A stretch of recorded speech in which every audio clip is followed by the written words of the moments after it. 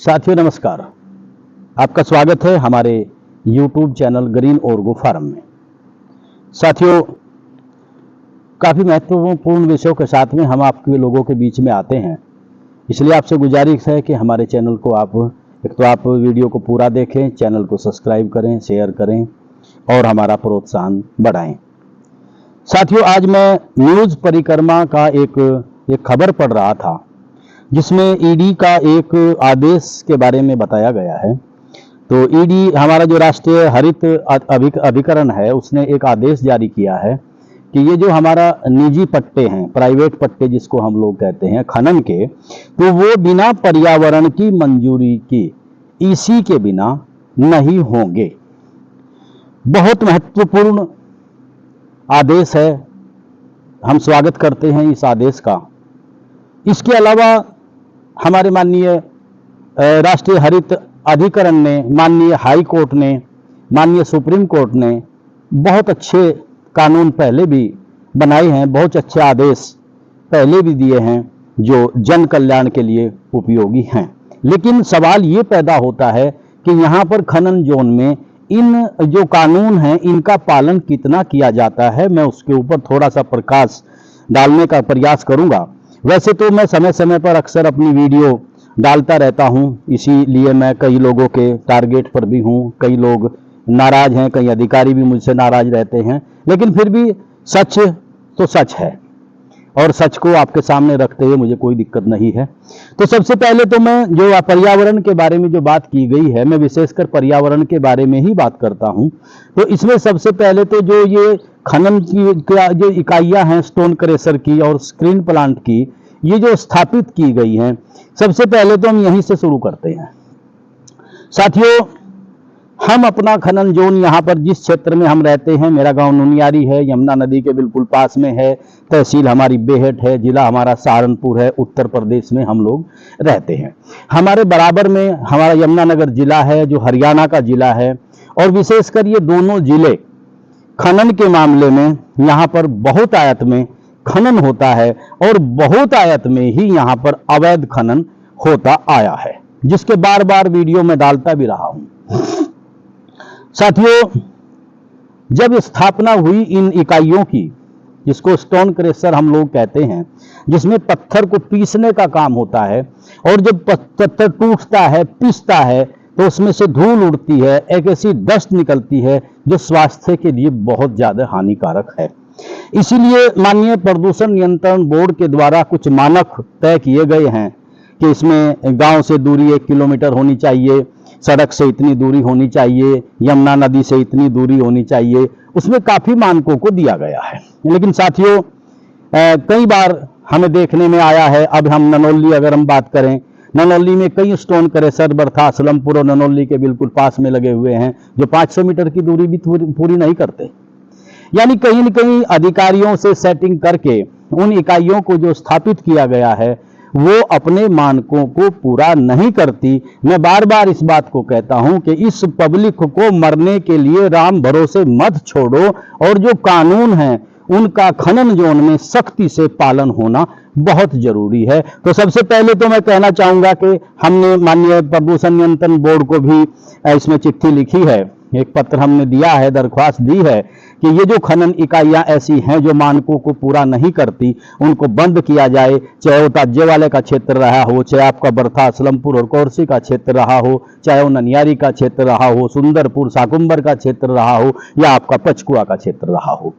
तो इसमें सबसे पहले तो यही है कि ये जो इकाइयां इस मानकों को पूरा नहीं करती, वो पर्यावरण का विनाश कर रही हैं, पर्यावरण के विरुद्ध कार्य कर रही है। अब दूसरा, इसके बाद आता है ये जो ठेके होते हैं, जिसको हम पट्टे कहते हैं, ये दो तरीके से होते हैं। एक तो सरकारी होता है, एक प्राइवेट होता है। सरकारी पट्टा 5 साल के लिए होता है, और आपका ये जो आपका प्राइवेट पट्टा जिसको हम लोग कहते हैं, ये 3 महीने के लिए होता है। तो इसमें जो सरकारी पट्टा है उसके लिए नियम है 10 फीट 3.25 घन मीटर खोदा जाएगा गहराई तक, और उसमें आपका जिसको कहते हैं कि अर्ध मशीनरी का प्रयोग किया जाएगा। उसमें आपके पेड़ भी लगाए जाएंगे।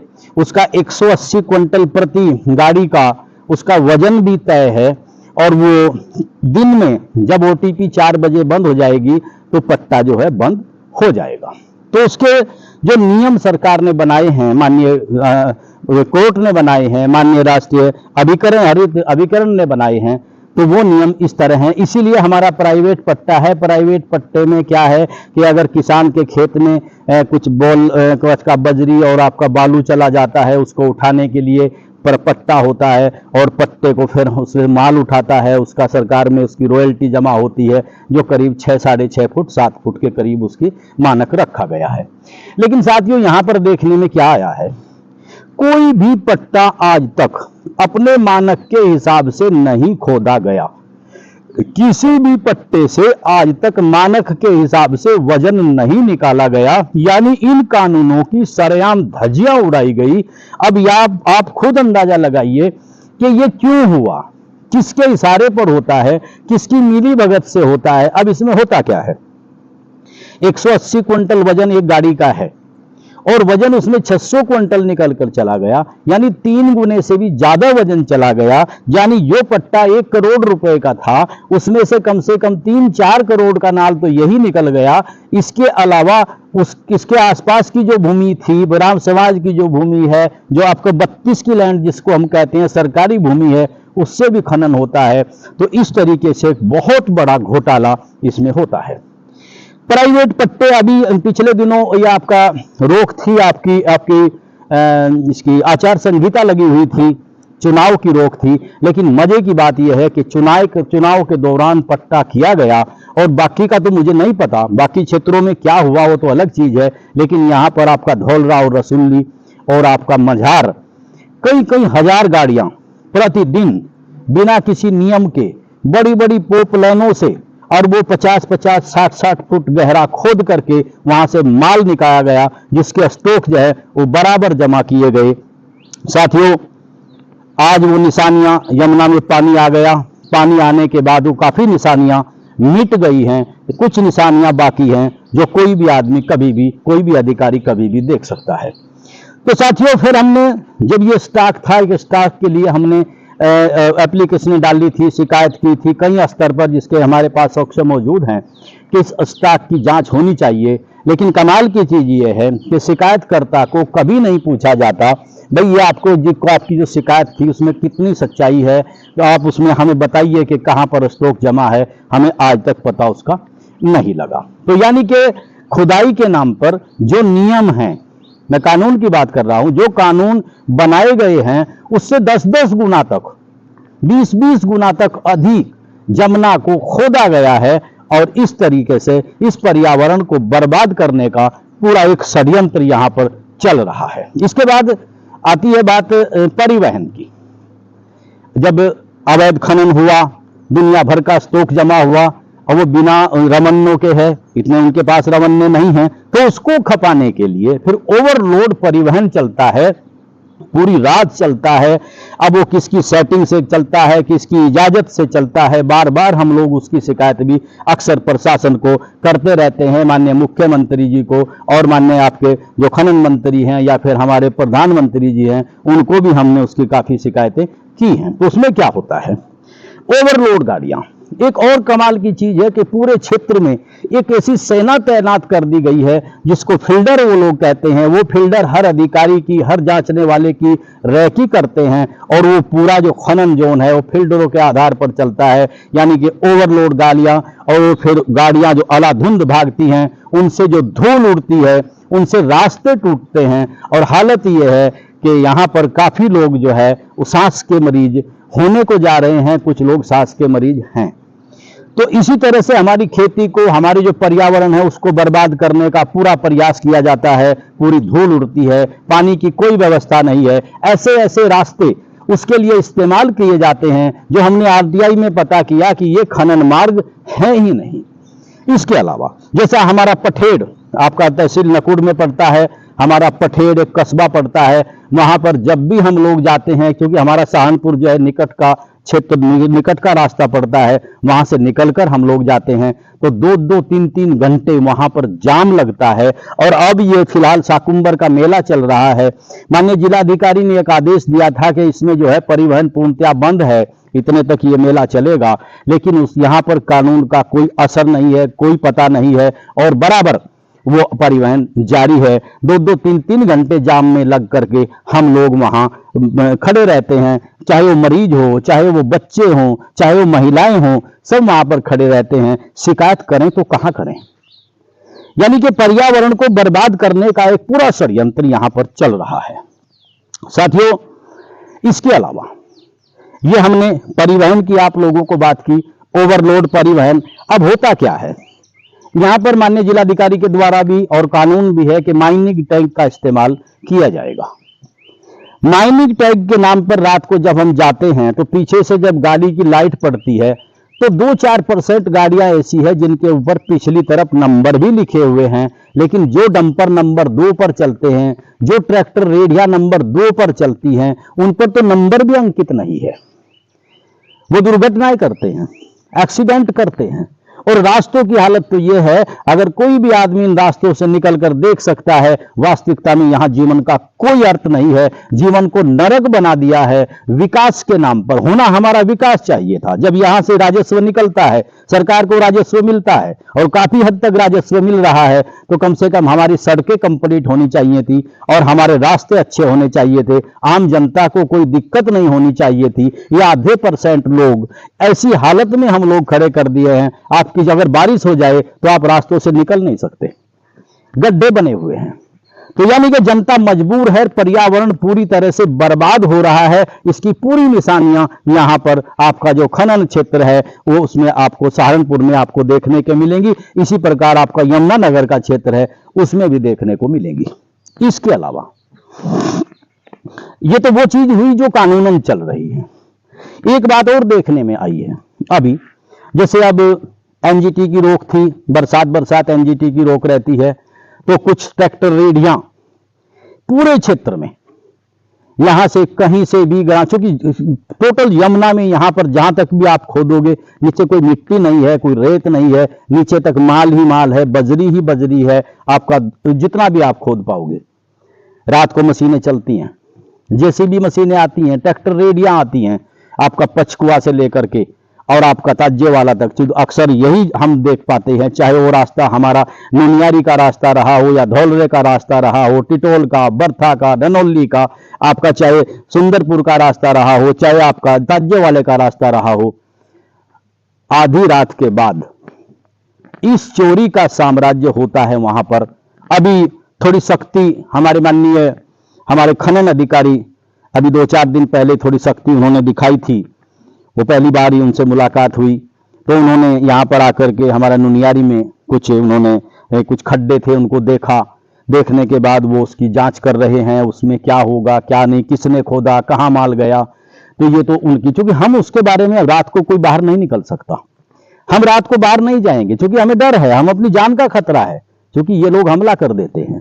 तो अब वो थोड़ा सख्ती दिखाई है उन्होंने, तो लेकिन फिर भी हम देख रहे हैं, मैं भी यहाँ पर जहां पर देखता हूं, चूंकि हम उसका फोटो नहीं ले पाते, कोई भी अधिकारी अगर इस बात को देखना चाहे आकर के देख सकता है कि रात को जो मशीनें चलती हैं वो आपके यूपी के क्रेशरों पर माल आता है, आपके हरियाणा को माल भेजा जाता है, क्योंकि यूपी की यमुना खुद रही है, मुख्य धारा खुद रही है और मुख्य धारा को खोदना कानूनन जुर्म है।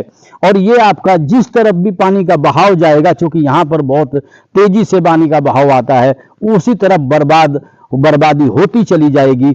आपका चाहे वो आपका हरियाणा का क्षेत्र रहा हो, हमारा चाहे यूपी का क्षेत्र रहा हो, जिस तरफ भी उसका बहाव जाएगा तो वहां पर ही कृषि भूमि का विनाश होगा। तो इस तरह से जो खनन कानून बनाए गए हैं, चाहे वो राष्ट्रीय हरित अभिकरण की तरफ से हो, चाहे वो हाई कोर्ट की तरफ से हो, चाहे वो सुप्रीम कोर्ट की तरफ से हो, चाहे आपका क्षेत्र यहाँ सहारनपुर का रहा हो, चाहे आपका क्षेत्र यमुनानगर का रहा हो, बहुत गहरी खुदाई यहां पर देखने को मिले भी। आज भी उसके अवशेष 50-50, 60-60 फुट गहरे गड्ढों के अवशेष आज भी यहां पर मौजूद हैं। खनन जोन में आप दोनों तरफ देख सकते हैं। अगर कभी जिस तरह से प्रकृति को छेड़ा जा रहा है, हमारे सिर पर हिमालय के क्षेत्र में, शिवालिक क्षेत्र में बांध बने हुए हैं, अगर कोई एक बांध भी टूटा तो ये पूरा क्षेत्र तबाह हो जाएगा, सर्वनाश हो जाएगा। तो ये जो विकास की अंधी दौड़ है, हम चाहते हैं खनन होना चाहिए, खनन जायज खनन होना चाहिए। माननीय सुप्रीम कोर्ट के, माननीय हाई कोर्ट के और माननीय हमारे हरित अभिकरण, हमारे राष्ट्रीय हरित अभिकरण के जितने कानून हैं वो लागू होने चाहिए। उस कानूनों के आधार पर वो काम होना चाहिए जिससे हमारे प्रदेश को राजस्व मिलेगा और हमारा विकास होगा।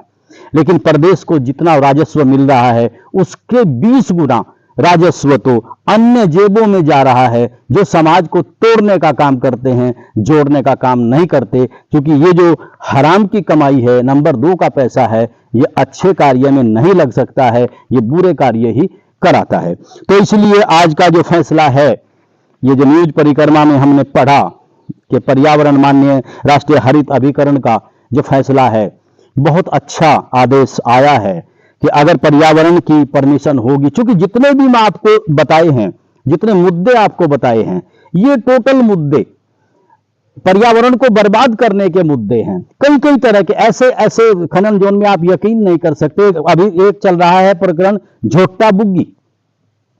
हम भी कहते हैं भाई बहुत गरीब लोग हैं, चलो ये इसको झोट्टे से अपनी बुग्गी ले जा करके ये अपना रोजगार कर लेंगे। लेकिन चूंकि मैं यहाँ रास्ते के पास में बैठा हुआ हूं, पूरी पूरी रात झोट्टा बुग्गियां चलती हैं, कई कई हजार। यानी इन खनन व्यवसायियों ने, इन खनन कारोबारियों ने, इन खनन माफियाओं ने उन बुग्गियों को इस्तेमाल करना शुरू कर दिया है और 3-3, 4-4 बुग्गी इकट्ठी करके रेडिया डंपर भरे जाते हैं और इस तरह से वो फिर उसका व्यापार होता है। तो वहां पर भी चोरी हो रही है। दूसरी बात, पशु क्रूरता अधिनियम के अनुसार अगर यहाँ पर आकर के पशुओं को देखेंगे, अधिकांश पशु ऐसे हैं जिनके कंधे, जिस पर गर्दन जो होती है, यहाँ पर जो उसकी ओर रखी जाती है बोगी, वो पके हुए हैं, फोड़ा बने हुए हैं, उनसे खून चल रहा है, निवाज चल रहा है। यानी कि उन पशुओं के साथ भी वो मानवता के खिलाफ व्यवहार हो रहा है और इस पर्यावरण को बर्बाद करने का पूरा प्रयास चल रहा है। इसके अलावा अगर कभी सख्ती हो जाती है तहसील प्रशासन की या जिला प्रशासन की सख्ती हो जाती है, तो मजे की बात यह है, रेडियां भरी जाती हैं व्यक्तियों के द्वारा, लेबर लगाई जाती है और उस लेबर से निकाल करके फिर विभिन्न उन क्रेशरों पर माल जाता है। यानी येन के इन प्रकार जमुना में पूरी तरह से लूट है। सरकार को 1 पैसा मिल रहा है और 20-25 पैसा लूट में जा रहा है।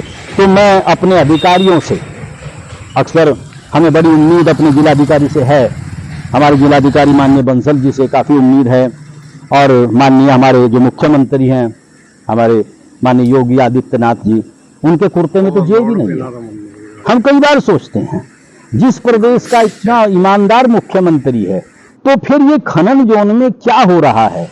हमने प्रोग्राम बनाया है माननीय मुख्यमंत्री जी से मिलने का। हम माननीय मुख्यमंत्री जी से मिल करके इस टोटल जितना भी यहाँ पर जो ये कृत्य हो रहा है, पर्यावरण को बर्बाद करने का ये जो षड्यंत्र चल रहा है, ये जो राजस्व, सरकार के राजस्व का जो चूना लग रहा है, हम चाहते हैं कि एक बार इस टोटल प्रकरण को लेकर माननीय मुख्यमंत्री जी के दरबार में जाएं और इसी उम्मीद के साथ हमें है कि शायद मुख्यमंत्री जी ध्यान देंगे और यहाँ से पूरा राजस्व खनन का वो सरकार को जाएगा और इस क्षेत्र का विकास होगा।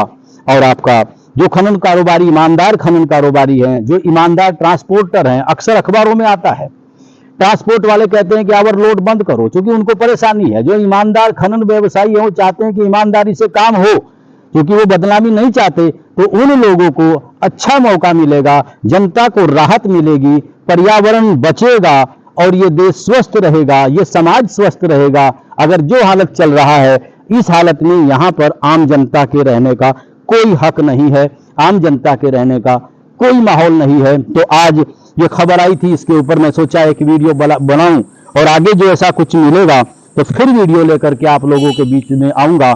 आप लोगों का बहुत बहुत धन्यवाद। हमारे चैनल को सब्सक्राइब करिए, शेयर करिए, अपना प्यार दीजिए और देश में, जनहित में, समाज के हित में अपना योगदान दीजिए। हमारा एक विचार है कि कि चौकीदार का अर्थ होता है कि वो कहता है कि जागते रहो, जागते रहो, जागते रहो, किसी से ये नहीं पूछता कि आप जागेंगे या नहीं जागेंगे। जो समस्याएं हैं, पर्यावरण की समस्याएं हैं या ऐसी जो भी समस्याएं हैं, उनकी आवाज़ उठाना हमारा फर्ज है। उसमें सरकार क्या ध्यान देगी, अधिकारी क्या ध्यान देंगे, ये उनका अपना मत है। तो आप लोगों का बहुत बहुत धन्यवाद। जय हिंद, जय किसान, जय जमुना मैया, जय जमुना मैया, जय हिंद, जय गौ माता।